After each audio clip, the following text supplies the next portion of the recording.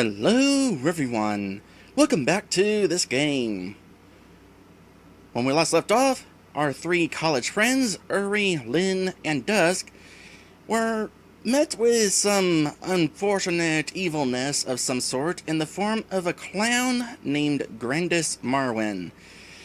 After defeating said clown, they were transported from their home in Middle America, Southern America, not South America, Arkansas. They were transported from their home in Arkansas to this location right here. What is this location? That's a good question. One that Uri himself is asking. Hey, where did you guys go? Lynn? Dusk? Oh man. Grandis must have fled the premises using some sort of magic and taken us with him. Yes, that's what I said. But for all I know, the others might have wound up somewhere all the way across the galaxy or something, literally millions of miles away. And Lord knows how far I myself could be from Magnolia right now. Well, look on the bright side, at least you weren't dropped off in nowhere space. Well, I guess the only thing left to do now is to start looking around. Let's move out. Save first. Actually, no. First, what is this? Oh, it's a heal point. Good to know. And this? No response.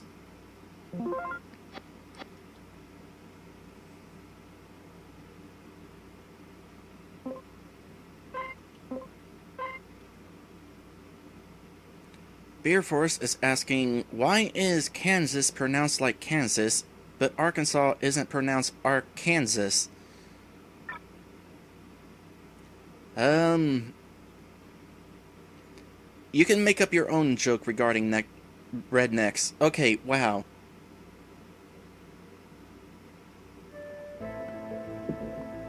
Oh, we got ourselves another world map. This one is definitely not of Kansas. Oh gosh, and it's bigger than the first world map too. A lot of it is apparently ocean. Let's ignore the ocean and instead see what we got here. I definitely remember these places. As a reminder, I played half of this game before. I'd been up here. I've been off in this direction.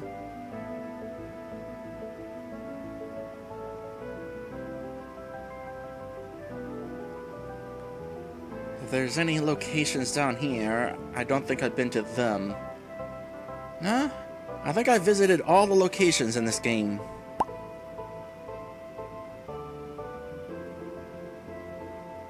Oh, there's some interesting trivia.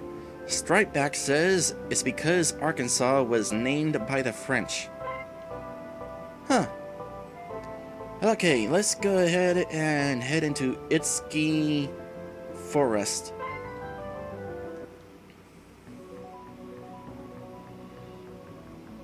Ep3 Forest. Oh, yep, you're here. Huh? Hey, it's that guy again. I'm about to ring your bleep neck for what you did. What? What is he doing here? Must have ended up taking those brats with me back to Albania. I'll deal with you later, Uri Isley. Hey, come back here, you little... Sigh. He's gone. You know, the funny thing is, now that these college kids are in this world, they're gonna save the world from the ultimate evil. Had Mr. Clown... Oh, hi, random encounters. Had Mr. Clown not come along to try to kill these college kids, they would have been stuck in their homeworld, unable to do anything to save this one. Okay, tree ants. Good news is, health restored after that boss fight. I wonder if there's going to be an occurrence after every boss. That would be nice. Okay, so, like I said, by the way, this game does not entirely ease you in. These first enemies do not go down in one hit. They might also be poisonous. I can't remember for sure, though.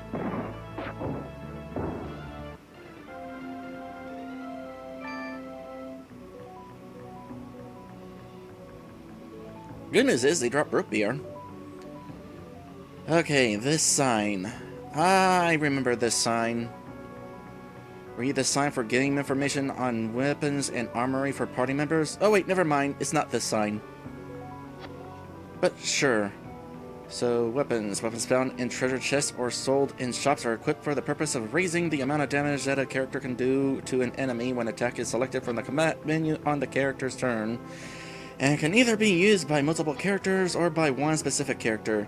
You know, it's interesting that this game starts out a little on the difficult side and assumes you've played other RPGs and are able to handle yourself, and yet it still tells you what equipment are. Oh, hi there, Maddie!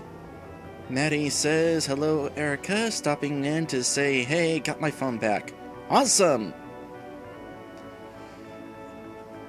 Anyway, as you progress through the game, the weapons you find or purchase will raise the equipped character's attack power by increasingly higher numerical values. Some weapons can also damage multiple enemies or strike more than once, although this advantage may be offset by a somewhat decreased amount of damage caused to each enemy. Try equipping different weapons on each party member to find the one best suited to the enemies in your current environment. Oh yeah, I remember. It's not always straightforward. It's not just about which weapon has the higher attack. It's gonna get interesting as we go along. Finally, keep in mind that weapons can either only be found in treasure chests, only be bought in shops, or can be obtained both under both circumstances. Each of the 4 main characters will be able to obtain 8 different specially equipped weapons, while there are a total of 8 generic weapons that can be equipped by all or almost all party members. The 8th and final weapon for each hero can only be obtained through a special means of swordsmithing, which you will learn about later. I don't think I got to that point. Weapons are equipped by selecting our hand from the equip menu. Good to know. Oh gosh, and now we're moving on to armor. Okay, armor is equipped to raise a party member's defense stat. The stronger the armor, the less HP of damage the equipped character will take from an enemy's physical normal attack. There are a total of 7 different armors unique to each of the 4 main characters in Arath. They may be found only in chests, only sold in shops, or obtained by both means. Equip armor by selecting the body from the equip menu. Shields and helms. Shields and helms, when equipped, impart the same general effect that armors do, only shields raise defense by significant values in comparison to the same level armor or helm, that they might be favored over the equivalent weapon. Yeah, I think in this, if shields are used as typical shields are in RPG Maker 1, shields and weapons both use the same equipment slots, which means you either have the option of using a weapon or equipping a shield, which is why shields are going to have such a high boost to defense, to kind of make up for the fact that if you're equipping a shield, you're not equipping a weapon. Bucklers are the only type of shields that only Uri and Dusk are able to wield, while shields are the shield type that only Lyn can equip. By the same token, hoods are the type of helm that only Uri and Dusk can use, while helms can only be worn by Lyn. I am not going to remember this. Hoods and bucklers tend to be lighter types of armory that give little defense, while shields and helms are weightier and worn for greater defense. Shields and bucklers are equipped by selecting our hand from the equip menu, while helms and hoods are equipped by selecting head. Onward to accessories. Some are character specific, while others are generic. Accessories may further supplement attack or defense, or raise other stats such as agility or luck. Can be found in chests or sold in shops, and are equipable by selecting Accessory 1 or Accessory 2 at the Equip menu. Each party member can equip up to 2 accessories at once. Note, a brief description of weapons, armory, and accessories sold in a shop will appear on a sign next to the respective shop whenever new items are available. That's useful information. Read carefully before purchase. And that's the end of the sign. Good. That was kind of wordy. So, options of path are to the right and maybe to the left. Yep, both directions. So I'm not sure which leads to story and which leads to treasure. They might actually just loop into each other. Well, let's look to treasure for one thing, so cool. Yeah, good armor. The forest tunic. That's some good armor. Gonna take 3 points less of damage. In fact, I'm pretty sure that's how much damage the ants were causing, so odds are they won't be able to hurt me now. There's another sign. Meanwhile, if I travel down this way, this will lead back to where I was with no treasure.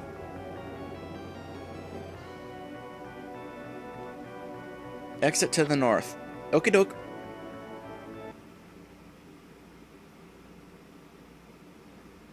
Meanwhile, so we got Grandis looking over our town here.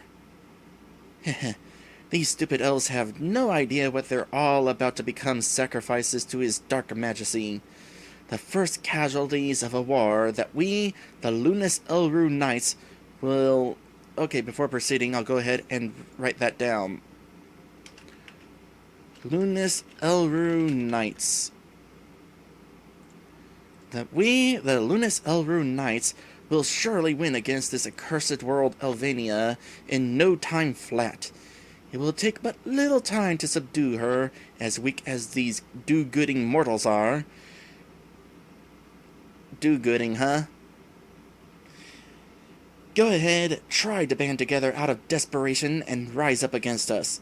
Just us 4 knights alone will be able to take down every last one of you, no matter if you come against us by the thousands. It's been a while since I've killed someone. Those elves will feel every last bit of my anger. It all begins now. Kneel before our might and quail in fear. Know your utter helplessness, and accept it. And do not think that you've gotten away back there, Uri Isley, simply because I am letting you and your little friends go for the time being in order to take care of other matters. You, too, will surely die for this past humiliation.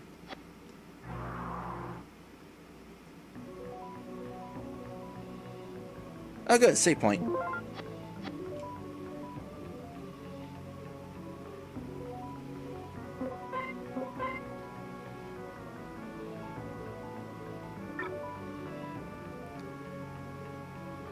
Whoa! That's no mere wild animal. Okay, I am 99% certain that I cannot take this thing on right now. I'm gonna try to get away.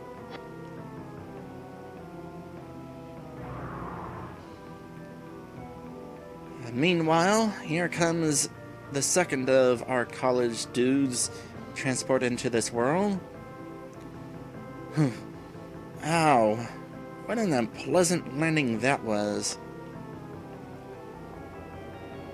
Somehow it takes no modicum of thought or even a close look at my present surroundings to conclude that the 3 of us were caught up in the spell that strange fellow was casting.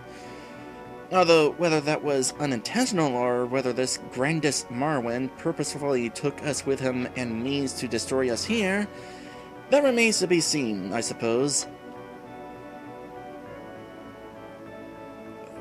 Dusk thoughtfully says, I guess I was correct when I worried that trouble was waiting for us after all.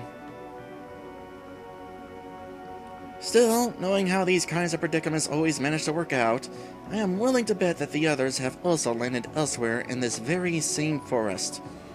Wherever this forest may be with respect to the entire planet of Earth. I've yet another ominous feeling about that.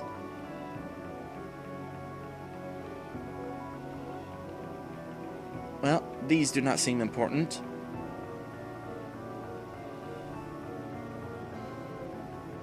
And where are we? Treasure! Dusk's first armor, the winter cape. But it's summer. Or fall. Whichever. Good. At least now I can somewhat defend myself should any forest critters make a decision on what to have for dinner when I run into them. So how is this? That's pretty good. Not as good as the other armor I found, but every little bit's gonna help.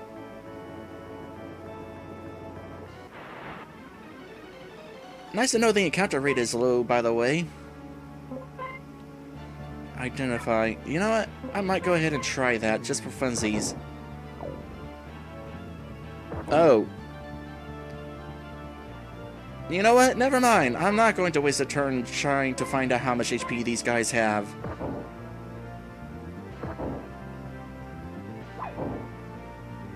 Just gonna go ahead and kill them as fast as possible. Yeesh, they got sleep touch, huh? Well, nice to know they also run away. Still, though, think I would have preferred poison. Good news is, in RPG Maker 1, you wake up when physically attacked. Are you the sign for giving me information on dialogue? Okay, this is the sign that I was kind of waiting to find. Once again, I'll try to go through this quickly. And character dialogue alternate symbols are used to substitute for various forms of punctuation.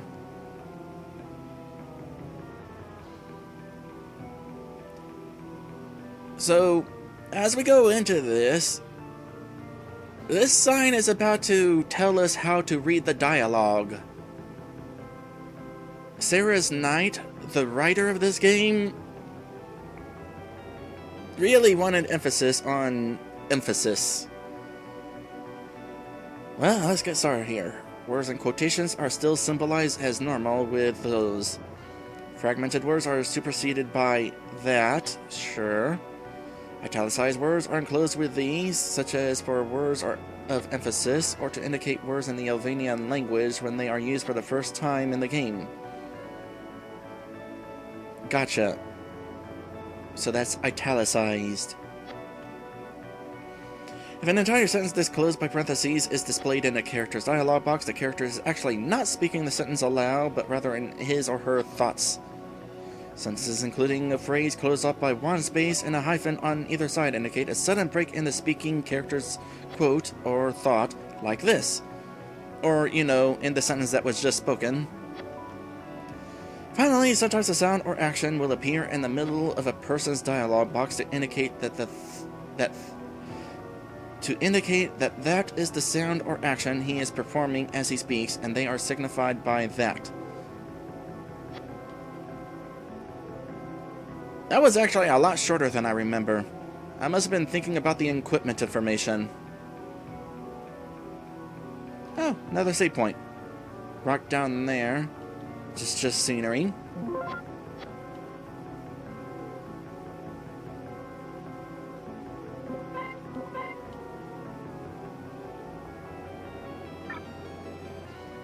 I'm probably not entirely going to remember all of that information I was just given, but I'll remember enough. I think most of it's going to be kind of obvious. That's quite a ferocious looking monster you're tingling with over there. Shall I give this beast a little demonstration of what the northern longblade can do to banish such evil? Ah, shut up and help me out here, you idiot. Dusk calmly furrows his brow. Well, perhaps I can, since you asked so nicely. So, surprise! That zombie is actually a lizard man of some sort. Greenpeace. I can't remember if I can beat you right now. But let's see what I can do. Start with an uppercut. Oh, goodness. He gets a double attack.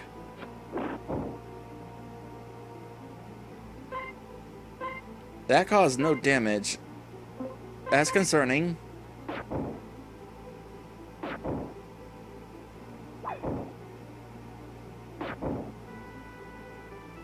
Apparently, lizard men cannot be uppercut.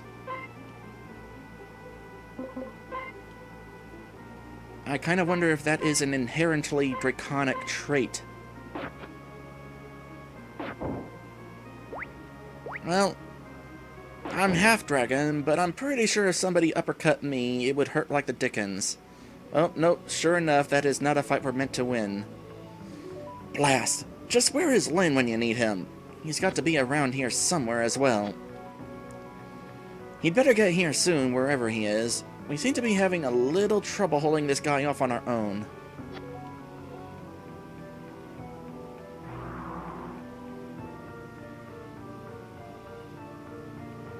A forest. But nothing to do as of yet except try to brave the dangers of the great outdoors. You're a dead man when I find you, Grandis.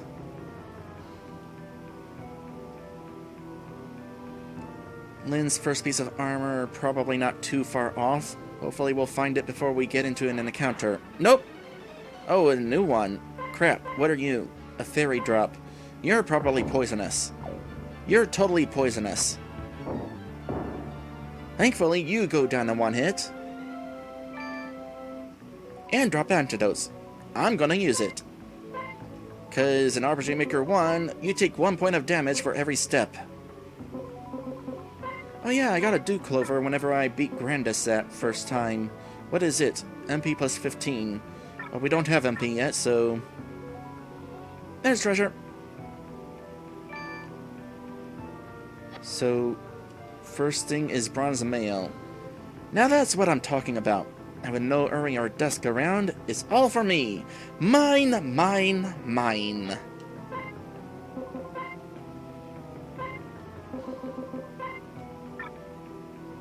Oh, what does it do? 6? So, same as Uri's. Poison's not going to help a whole lot against... Let me try it again. Armor is not going to help a whole lot against poison, but I'm at least taking no physical damage now.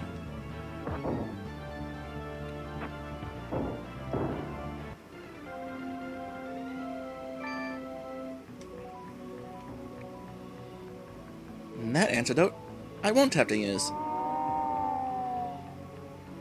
Wonderful. Just the opportune time for all the wildlife in this forest to wake up. I'd better find a way out of here fast.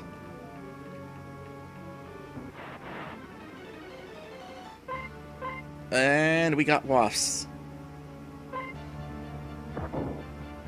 I'm betting they're poisonous too.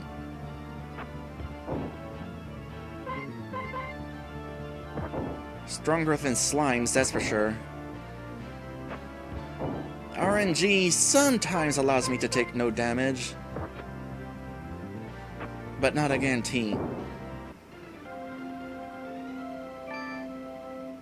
Oh, they drop root beer. I'm half tempted to grind against the enemies here, since they give me items that can so easily help me recover from grinding.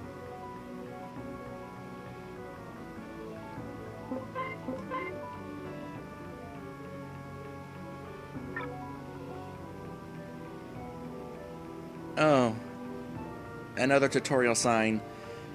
Maybe that's why I remember these being so wordy. There's 3 of them. Need a sign for game information? Sure, why not? Shields and weapons cannot both be equipped at the same time. As for the time being, there is only one hand, right hand, available to use one of the 2. Our heroes are not yet skilled enough to learn to fight using both hands. Equipping a shield over a weapon will decrease the character's attack power significantly, although the attack command will still be available for selection during battle. However, shields may boost a character's defense status by a noteworthy amount relative to the comparable helmet or body armor. It's up to you to decide when and where it would be beneficial to sacrifice attack power in favor of boosting defense with shields. For example, if one of your party members depended more on magic as their source of attack, And we're done.